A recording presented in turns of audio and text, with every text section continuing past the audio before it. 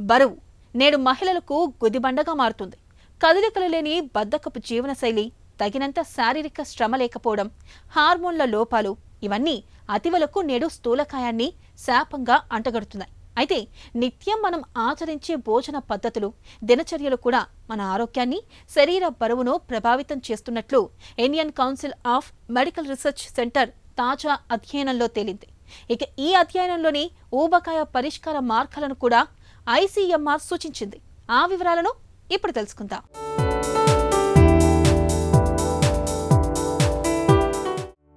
సాధారణంగా మన ఇళ్లలో ఇంటి మొత్తానికి కలిపి వంట చేస్తారు. కుటుంబ సభ్యుల్లో ఎవరికి వారికంటూ ప్రత్యేకమైన వంట నియమాలేవి ఉండవు. ఇక పోషకాల అవసరం ఆధారంగా వంటలు వండే విధానాలు అంతకంటే ఉండవు. ప్రధానంగా అన్నం, నూనెలో వేయించిన వేపుళ్ళు, కూరలు, తీపి పదార్థాలతోనే మన భోజనం పూర్తవుతూ ఉంటుంది.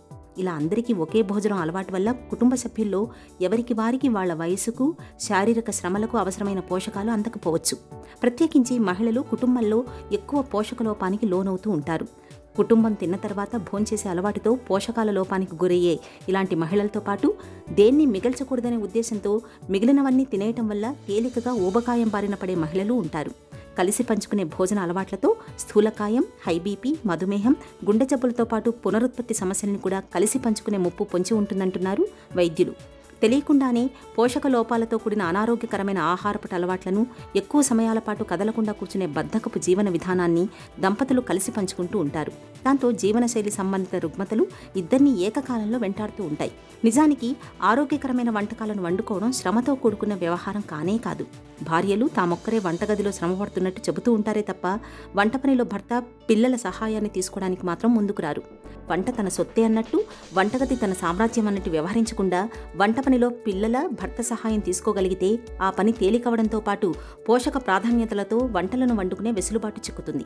అలాగే దంపతులిద్దరూ భోజనాలను వండుకుంటున్న విధానం మీద కూడా దృష్టి పెట్టాలి.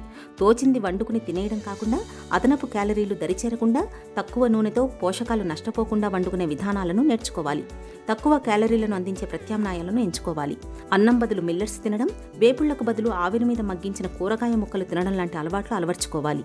అలాగే పప్పు, కూరగాయలను విడిగా ఉడికించుకుని వారి వారి అవసరాలకు తగ్గట్టుగా కారం, ఉప్పు, నూనెలు జోడించుకోవచ్చు.